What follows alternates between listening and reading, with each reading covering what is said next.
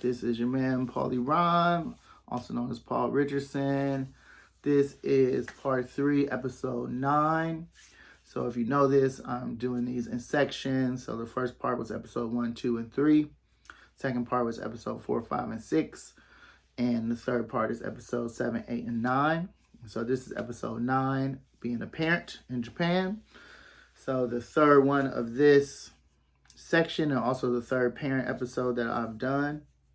So you can check out 6 and you can check out 3 if you want to see those other topics where I talk about being a parent in Japan, also being parent of a teen and a home, and we homeschool. And it's really more of a hybrid. So she goes to school 3 days to the local junior high, and then she's at home twice a day or twice a week with me. And then also on Saturdays, she spends time homeschooling. So very bright kid, very ambitious kid who has big dreams of going to college and doing other things, being a writer. And so we're doing our best to do that. And so just, if this is your first time, give you a little background. Like I said, my name is Paulie Rhyme. I'm an artist as well as educator. And I teach in Handa at a family English school, which is our school with me and my wife, called Chubu English, or really CIS English, Chubu International. You can check that out online too to see the different programs. But we live in Handa, which is a smaller city outside of Nagoya, which is the 4th largest city in Japan, and Aichi, which is the prefecture, sort of like a Midwest type of environment, lots of car companies and industries, heavy blue collar.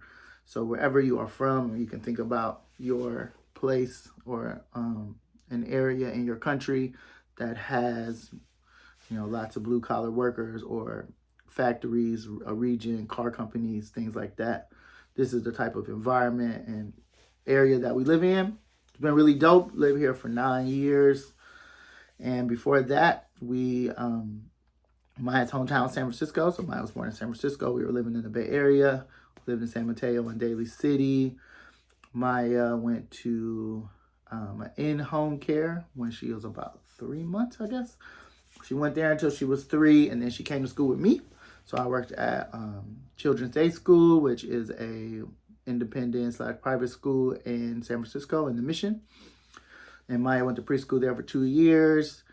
And then when she was 5, we decided to move here.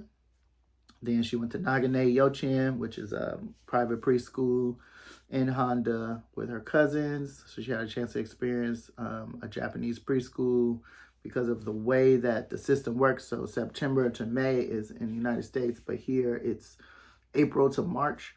And so the birthdays said that she had to go to preschool 1 more year, which actually worked out for her.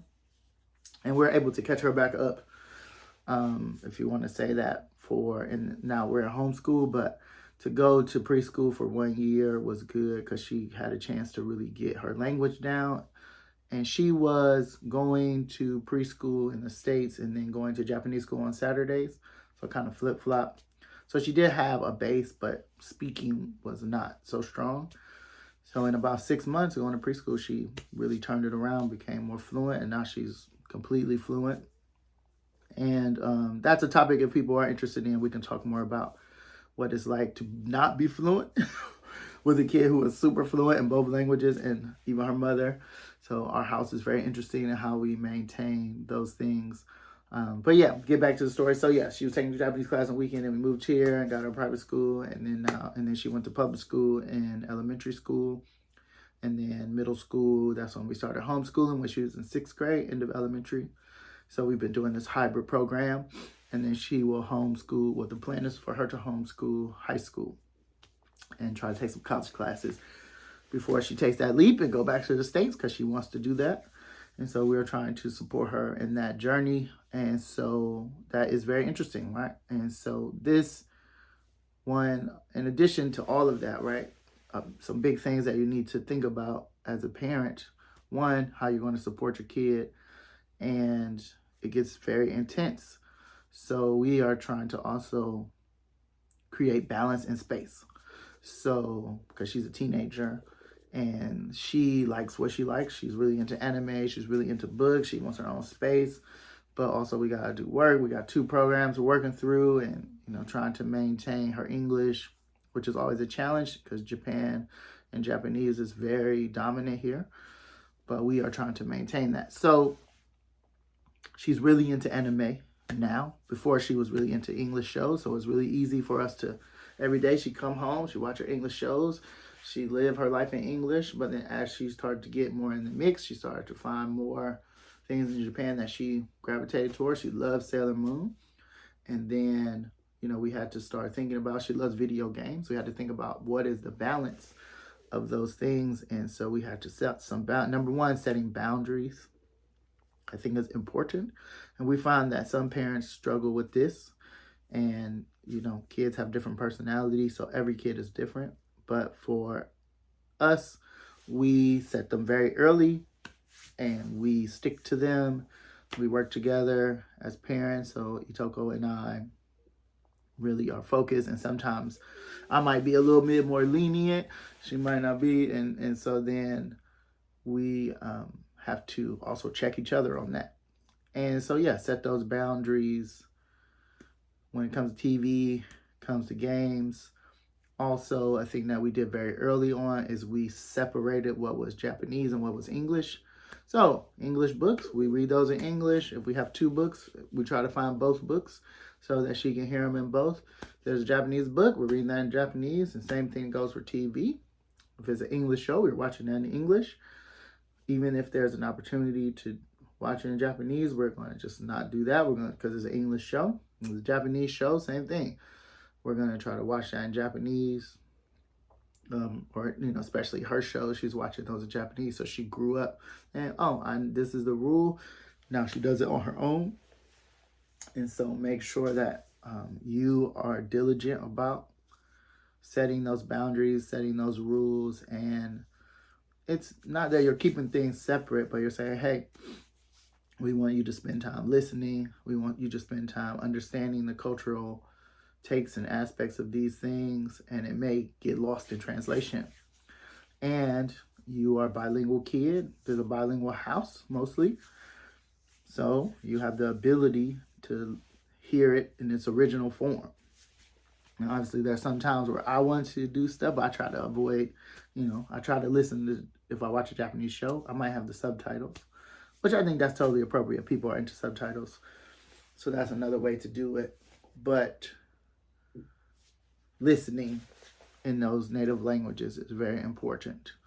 I think the last point of this is definitely setting time limits. So the routine, a part of the routine, in addition to the language piece, is saying, hey, we want you to, especially during the week, spend only an hour doing this. Spend an hour doing this. You got 2 hours of doing these things. And then you got free time. So let's play games. Let's read books. Let's draw. Let's do other things. And as a little kid, we made a list of things she could do and time she could spend. Because kids also need to spend some time by themselves and doing some type of imaginative play and all these different things, playing with dolls. And we really wanted her to do that. And so she was really into Legos, really into blocks, really into just getting deep in her own thoughts and creativity. And I think that's something that we did naturally as kids and parents, or kids. But kids now, they have so many distractions. And so as the parent, you have to really set it down. And the sooner you do it, the younger you do it, the better it works for your kids. So they get into those routines. And even if it starts to wane a little bit, because as a teen, they're going to try to sneak and do things and stuff. And that's cool, we all did it. But they also know, like, hey, this might be too much. And so putting that idea, like, hey, an hour is good, or half an hour is good, or 30 minutes, or maybe not every day I'm going to play the video game. Every day I'm not going to be on my phone. Every day I'm not going to be watching 10 movies, but some days I will. Or, it's an opportunity for us to say, hey, you watched your anime, you watched your stuff for that. Why don't you come watch this documentary with us? Or let's watch something, to give them a different take, because the anime gets really addictive. I mean, you watch cartoons. I love cartoons. Saturday morning, I was watching cartoons for hours probably. but I do think I would have had a better take on things. Or, I mean, I guess I did, because I did watch Channel 25. So NPR, they had like PBS, not NPR, PBS, they had a channel. So, but with Netflix and with Amazon, I mean, you can watch whatever you want. So it's not like you got those 5, 6 channels and you're flipping through. You could just boom, boom, boom. I can watch 100 episodes of this One Piece right now, or 100 episodes of Sailor Moon, Rory Kenshin, all this stuff. And the kids just, they watch what they want to watch, and they get that dopamine. Yeah, I can do it. I got my choice. And so we're saying, yeah, you have choice, but there's a limit to that choice. And to have limits is important. It's good for the kids. And even when they get older, I mean, you're not going to be able to control them, but you hope that you're teaching them to have some discipline when it comes to TV, or comes to just what I want to do. I'm not always going to be able to do what I want to do when I want to do it, or I'm going to have to do this and then I can come back and do that. And so we talk a lot about that too. And I think too, coaching is really, you parenting, right? But you coaching and parenting, I'm using those interchangeable. How are you going to live? Talking when you are not with us, making good decisions, making good choices. This is one of those things that we think is that way. Hopefully you will agree with us to a certain degree, but at least you have experienced a different way. And maybe you're going to do something differently when you get older. But for now, you should try this and see if that works for you. And so that's also something that we think is important, giving kids options, giving kids different ways to do things. What they might think is the way to do it because they're 13, 14. I'm going to do it this way. I know, bam, I'm going to get it. 15 hours of anime. Or, maybe an hour. Let's see. And so sometimes it works, and sometimes I think we see her really thinking about what choices she's making. And she make good choices, she make bad choices. We just try to support her and coach her through it. And I think that you can't get too down on them, but you have an opportunity as a parent to instill certain morals and ethics and jewels so that they can come back and think about it. And so, yeah, so anyone, if you got any questions or anything, make sure you hit me up.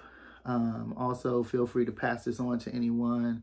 Even if you agree, don't agree, I'd love to hear what other people got to say about how they do routines, how they're doing working with bilingual kids, what they are setting up and doing. And if we need to jump back into this again, I'll be happy to. And so, yeah, once again, check out episode 7 and 8, which are part of this whole part 3, where I'm talking about being an artist and being an educator. Also, I have 2 other parent episodes, so 3 and 6. And, share, like, subscribe. I'll check you out next time. Peace.